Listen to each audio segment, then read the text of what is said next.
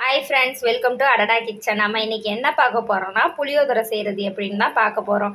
இது நம்ம செஞ்சோம்னா கோயிலில் கொடுக்குற புளியோதரை டேஸ்ட்லேயே இருக்கும். என்னடா எப்போ செஞ்சாலும் நம்மளுக்கு அதே டேஸ்ட் வரலையேன்னு சொல்லிட்டு கவலைப்படாதீங்க. அதுக்கு உண்டான ரெசிபியை பார்க்கலாம். கடலைப்பருப்பு, பூண்டு, உளுந்து, வேர்க்கடலை, தேங்காய், மல்லி, 3 காஞ்ச மிளகாய், கருவேப்பிலை. இதை முதல்ல நம்ம நல்லெண்ணெய் ஊற்றி வறுத்து எடுத்துக்கணும். வறுத்து எடுத்து நல்லா நைஸாக அரைச்சிக்கணும். தேங்காய் வந்து நல்லா ப்ரௌன் நிறமாக வறுத்து எடுத்துக்கணும். இதுக்கப்புறம் உள்ளதை நம்ம பார்க்கலாம். நல்லா அகலமான பாத்திரத்தில் எண்ணெய் ஊற்றி நல்லா எண்ணெய் ஹீட் ஆகிடுச்சு பாருங்கள். இப்போ நம்ம இதில் தேவையான பொருளை போட்டுடலாம். ஏன்னா அகலமான பாத்திரம் நம்மளுக்கு சாப்பாடு கொஞ்சம் கிளறதுக்கு வசதியாக இருக்கும். கடலைப்பருப்பு,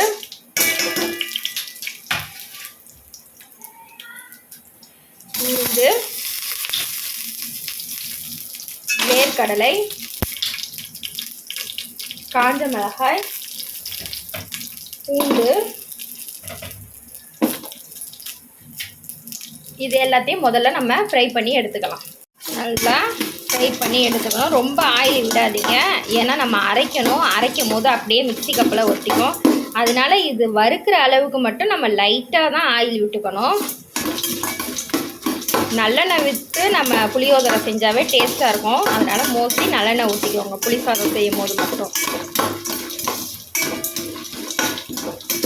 நல்லா ப்ரௌனிஷாக ஆகட்டும். ஆனதுக்கப்புறம் நம்ம தனியாக தான் தேங்காவும் மல்லியும் வறுத்து எடுத்துக்க போகிறோம். இதோடு சேர்த்து வறுக்கக்கூடாது. பாருங்கள், நல்லா ப்ரௌனிஷாக கோல்டன் கலரில் நம்ம ஃப்ரை பண்ணிட்டோம். இந்த ஸ்டேஜில் எடுத்துடலாம். இப்போ நம்ம வந்து வெந்தயத்தையும் மல்லியையும் சேர்த்துக்க போகிறோம். வெந்தயம் வந்து 1 ஸ்பூன் போட்டால் போதும். அது நல்லா வாசத்துக்கு தான், நல்லா வாசனையாக இருக்கும் சாப்பாடு. அதனால் வெந்தயம் சேர்த்துக்கணும். மல்லியை நல்லா ஃப்ரை பண்ணி எடுத்துக்கலாம். நான் இந்த அளவு வந்து 1/2 கிலோ சாதத்துக்கான அளவு தான் நான் சொல்லிக்கிட்டு இருக்கேன். நீங்கள் சாதம் அதிகமாக வடித்தாலும் சரி, நீங்கள் கம்மியாக போட்டுக்கலாலும் சரி, அதோட அளவை வந்து நீங்கள் கம்மி பண்ணிக்கலாம். நம்ம மல்லி வறுத்து எடுத்தாச்சு. இப்போ வந்து தேங்காவை நம்ம சேர்க்க போகிறோம். தேங்காய் நல்லா பொன்னிறமாக வறுத்து எடுத்துடணும். பாதியாக எடுத்துடாதீங்க. எடுத்துட்டா சாப்பாடு ரொம்ப நேரம் நீங்கள் வைக்க முடியாது. ஒரு மாதிரி கெட்டு போயிடுற மாதிரி ஆயிடும். தேங்காவை நீங்கள் எந்த அளவுக்கு வறுக்கிறீங்களோ சாதம் அந்த அளவு ரொம்ப நேரம் நீங்கள் வச்சுருந்தாலும் கெடாது. அதனால் தேங்காவை நீங்கள் நல்லா ப்ரௌனிஷாக வறுத்து எடுத்துடணும். அது அரைக்கும் போது நம்மளுக்கு அது பவுடராக தான் கிடைக்கணும். ஒரு மாதிரி இது மாதிரி கிடச்சிடக்கூடாது, சட்னி பேஸ்ட்டில் கிடச்சிடக்கூடாது. அதனால் தேங்காவை நல்லா ப்ரௌனிஷாக எந்த அளவு முடியுமோ அந்த அளவு ப்ரௌனிஷாக நீங்கள் சாஃப்டாக நீங்கள் அதை வறுத்து எடுத்துக்கணும். வறுத்து எடுத்ததுக்கப்புறம் தான் நம்ம ஆல்ரெடி வறுத்து வச்சுருந்த மசாலாவில் நீங்கள் சேர்க்கணும். எல்லாத்தையும் சேர்த்து அரைச்சி எடுத்துக்கலாம். அரைச்சி எடுத்துக்கிட்டிங்கன்னா அந்த பொடியை நீங்கள் ஒரு டப்பாவில் ஸ்டோர் பண்ணி வச்சுருந்தாவே, நீங்கள் புளி சாதம் செய்யும் போதெல்லாம் இந்த பொடியை எடுத்து நீங்கள் மிக்ஸ் பண்ணி சாப்பாடு செஞ்சிட்டாவே அவ்வளோ அருமையாக டேஸ்ட்டாக இருக்கும். ஒரு வாரத்துக்கு இந்த பொடி எந்த ஒரு கெட்டு போகாது. நல்லா அதே வாசனையில் நீங்கள் எப்போ செஞ்சாலும் அதே நறுமணத்தில் தான் சாப்பாடு இருக்கும். நம்ம வந்து நல்லா ப்ரௌனிஷாக தேங்காவை வறுத்து எடுத்தாச்சு. கருவேப்பிலையும் நல்லா வறுத்து எடுத்தாச்சு. பாருங்கள் எந்த அளவு கருவேப்பிலை நொறுக்குதுன்னு. அந்த அளவு நம்ம வறுத்து எடுத்துக்கணும். அப்போ தான் தேங்காவும் அந்த லெவலில் நம்மளுக்கு தெரியும். இப்போ வந்து இதை ஆற வச்சு அரைச்சி எடுத்துக்க போகிறோம். இப்போ வந்து அந்த அதே கடாயில் வந்து கொஞ்சம் எண்ணெய் ஊற்றி, அதுக்கப்புறம் கடுகு, வெந்தயம், கருவேப்பிலை, கடலைப்பருப்பு, காஞ்ச மிளகாய், வேர்க்கடலை இதெல்லாம் போட்டு தாளித்து எடுத்துகிட்டு கொஞ்சம் மஞ்சத்தூள் போட்டு நம்ம புளியை ஊற்ற வேண்டியது தான். புளியை ஊற்றி தனியாக இறக்கி இதில் சாப்பாடு போட்டு கிளறிக்கிட்டு இருக்கும் போதே நம்ம அரைச்சி வச்ச பொடியை மிக்ஸ் பண்ண வேண்டிய வேலை தான். தாளிக்க வேண்டிய பொருளை பார்த்துடலாம். கடுகு,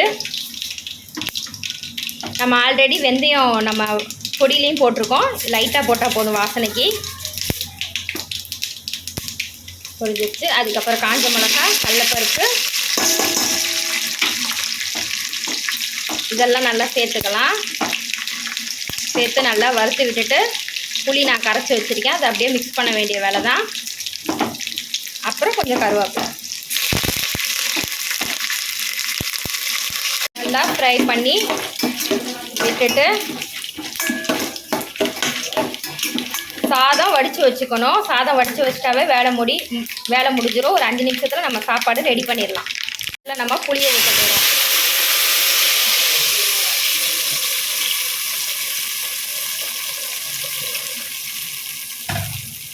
புளியோட வாசனை நல்லா போகட்டும், நல்லா கொதிக்கட்டும். கொதிச்சதுக்கப்புறம் அந்த புளி ஃப்ளேவர் போயிடும். போனதுக்கப்புறம் நம்ம இப்போ மஞ்சள் தூளையும் இதிலேயே சேர்த்துடலாம். ஏன்னா மஞ்சளோட ஃப்ளேவரும் நம்மளுக்கு வரும். அதுவும் நல்லா கொதிச்சாதான் எல்லாம் நல்லா மிக்ஸ் ஆகும். மஞ்சள் தூள் போட்டுக்கலாம்.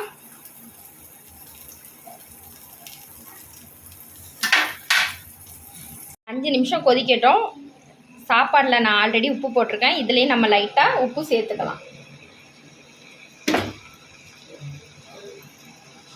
நான் உப்பு லைட்டாக சேர்த்துக்கிட்டேன். நல்லா கொதிச்சதுக்கப்புறம் இதில் நம்ம சாப்பாடை போட்டு கிளறி நம்ம அரைச்சி வச்ச பொடியை மிக்ஸ் பண்ண வேண்டிய வேலை தான். மிக்ஸ் பண்ணால் அருமையான கோயில் புளியோதரை ரெடி. செஞ்சு பாருங்கள், டேஸ்ட் பண்ணி பாருங்கள். நம்மளோட புளி கரைசல் நல்லா கொதிச்சிருச்சு. இந்த டயத்தில் இறக்கிடலாம். இறக்கிட்டு இதில் சாதத்தை போட்டு நம்ம அரைச்சி வச்ச பொடியை மிக்ஸ் பண்ண வேண்டிய வேலை தான். அவ்வளோதான், முடிஞ்சிருச்சு. சாதத்தை சேர்த்துக்கலாம். ரொம்ப கொலைய விட்டுறாதீங்க. சாதத்தை நார்மலாக வடிச்சுக்கணும். சாதத்தை கிளறிட்டு அந்த பொடியை மிக்ஸ் பண்ணிடலாம். சாதத்தை நல்லா கிளறி விட்டுருங்க. கிளறி விட்டதுக்கப்புறம் நம்ம இப்போ பொடியை சேர்த்துக்கலாம். பொடி போட்டாச்சு. பொடி போட்டதுக்கப்புறம் நல்லா கிளறி விடுங்க. கிளறி விட்டு லைட்டாக முந்திரி பருப்பு, வறுத்து வச்சுருந்த முந்திரி பருப்பை தூவி விட்டுருங்க.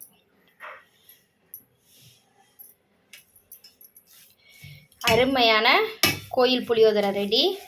செஞ்சு பாருங்கள், டேஸ்ட் பண்ணி பாருங்கள். இதோட டேஸ்ட் எப்படி இருக்குன்னு கமெண்டில் சொல்லுங்கள்.